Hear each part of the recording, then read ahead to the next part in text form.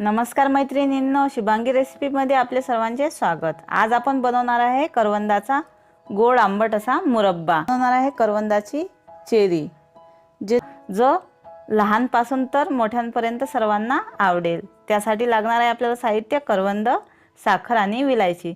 सुरुवातीला आपल्याला करवंद 4-5 पाण्याने स्वच्छ धुवून घ्यायचे आहे।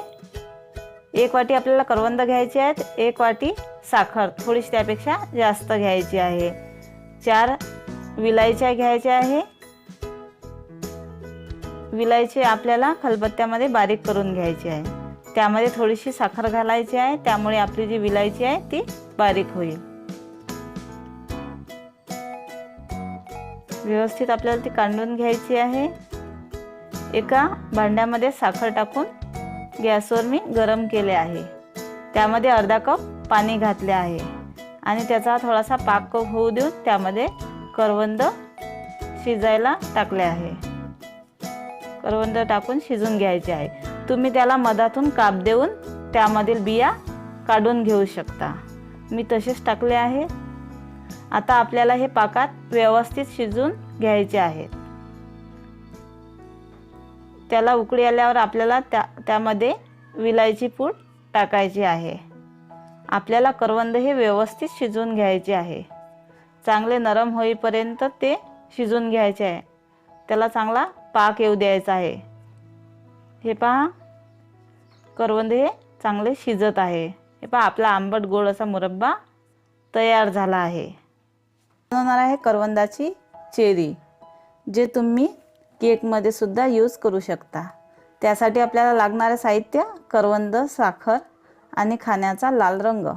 सुरुवातीला आपल्याला करवंद 4-5 पाण्याने स्वच्छ धुवून घ्यायचे आहे। त्यानंतर आपल्याला 1 वाटी साखर घ्यायची आहे। आपल्याला एका भांड्यामध्ये साखर गरम करून घ्यायची आहे। त्यामध्ये आपल्याला अर्धा कप पाणी घालायचं आहे आणि त्याला थोडासा पाक येऊ द्यायचा आहे। त्यानंतर आपल्याला त्यामध्ये करवंद टाकून घ्यायचे आहेत। ते आपल्याला चांगले शिजू द्यायचे आहे। या पाकामध्ये आपल्याला ते चांगले व्यवस्थित शिजवून घ्यायचे आहे।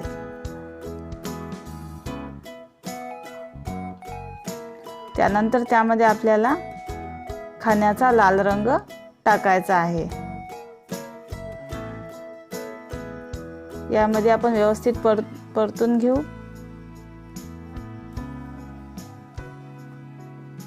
आणि हे थंड झाल्यावर आपली चेरी तयार होईल। ही आपली चेरी तयार झाली आहे। आपण जर या चॅनलवर नवीन असाल तर आमच्या शुभांगी रेसिपी चॅनलला लाईक आणि सबस्क्राईब जरूर करा। तर पाहत राहा, अशा साध्या सोप्या नवनवीन रेसिपी तुमच्यासाठी घेऊन येत आहोत।